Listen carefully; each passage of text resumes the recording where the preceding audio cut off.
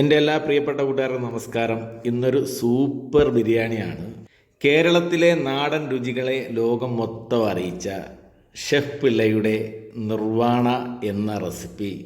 ഈ നിർവാണ റെസിപ്പി വെച്ച് ഞാൻ ഒരു ബിരിയാണി തയ്യാറാക്കുകയാണ്. ഫിഷ് നിർവാണ ബിരിയാണി. വളരെ ഈസിയായി പഠിക്കാം, വളരെ ടേസ്റ്റിയായി കഴിക്കാം. ഫിഷ് നിർവാണ നെയ്മീനകത്തും കരിമീനിനകത്തും ആവോലിക്കകത്തും ഒരുപാട് മീനിനകത്ത് നമ്മൾ ചെയ്യുന്നുണ്ട്. പക്ഷെ ബിരിയാണിക്ക് സൂപ്പർ നെയ്മീൻ തന്നെയാണ്.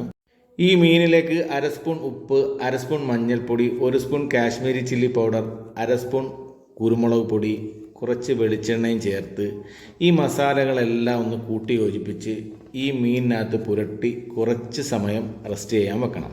3 സവാള, 5-6 പച്ചമുളക്, 2 കഷ്ണം ഇഞ്ചി, കുറച്ച് വെളുത്തുള്ളി, കുറച്ച് കറിവേപ്പില, ഇതെല്ലാം ആവശ്യാനുസരണം നമ്മൾ അരിഞ്ഞ് മാറ്റി വെക്കുക. ഉള്ളി കനം കുറച്ച് ചെറുതായി അരിഞ്ഞത് വെളിച്ചെണ്ണയിൽ 1 സ്പൂൺ നെയ്യ് ഒഴിച്ചിട്ട് പൊരിച്ച് മാറ്റി വെക്കണം. ഈ എണ്ണയിൽ തന്നെ കുറച്ച് കറിവേപ്പില ഇട്ട് മസാല ചെയ്ത് വെച്ചിരിക്കുന്ന നെയ്മീൻ്റെ പീസുകൾ എടുത്ത് തിരിച്ചും മറിച്ചും ഇട്ട് ചെറിയ തീയിലൊന്ന് പൊള്ളിച്ചെടുക്കണം. ഒരുപാട് ഇത് മുരിഞ്ഞു പോകേണ്ട ആവശ്യമില്ല. ചെറുതായി നമുക്ക് ഈ പീസുകളെല്ലാം ഒന്ന് മുരിഞ്ഞ് കിട്ടിയാൽ മതി.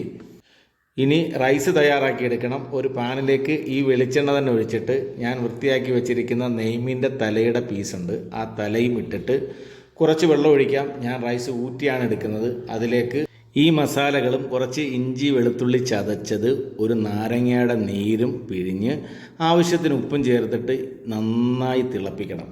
ഈ തിളച്ച മീനിൻ്റെ സ്റ്റോക്കിലാണ് നമ്മൾ റൈസ് വേവിച്ചെടുക്കുന്നത്. ഇനി ബിരിയാണിക്ക് വേണ്ടി നിർവാണ തയ്യാറാക്കാൻ പോവുകയാണ്. ഒരു ഉരുളിയിലാണ് ഞാൻ ബിരിയാണി ചെയ്യുന്നത്. ആ ഉരുളിയിലേക്ക് വട്ടത്തിൽ കട്ട് ചെയ്ത് ഒരു വാഴയില വെച്ച് ആ വാഴയിലേക്ക് നല്ല കട്ടിപ്പാൽ, 1-ാം പാൽ ഒഴിച്ച് ചെറിയ തീയിൽ ഫ്രൈ ആക്കി വെച്ചിരിക്കുന്ന നെയ്മീൻ്റെ കഷ്ണങ്ങളെല്ലാം ഇട്ട് ചെറുതായി വറ്റിച്ചെടുക്കണം.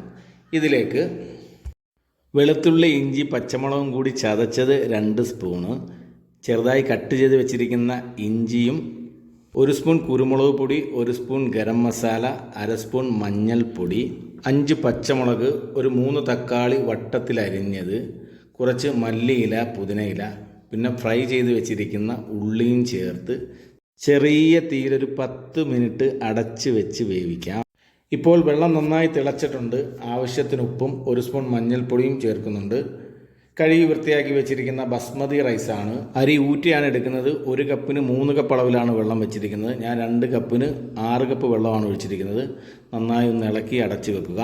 ഇനി ബിരിയാണി ദം ചെയ്യാൻ പോവുകയാണ്. അതിനു മുമ്പ് ഈ ഫിഷെല്ലാം ഈ മസാലയിൽ നിന്ന് കോരി മാറ്റി വെക്കണം. ബാക്കിയുള്ള മസാലയിലേക്കാണ് നമ്മൾ റൈസ് കോരി ഒരു 50% മുകളിൽ വേവാകുമ്പോൾ റൈസ് കോരി ആദ്യത്തെ ലെയർ ഇടണം. ബാലൻസ് റൈസ് നന്നായി വെന്തതിന് ശേഷം ഇടുക. അതിന് മുകളിൽ ഫ്രൈ ആക്കി വെച്ചിരിക്കുന്ന ഉള്ളിയും മാറ്റി വെച്ചിരിക്കുന്ന മീനിൻ്റെ കഷ്ണങ്ങളും പൊടിയാതിടുക.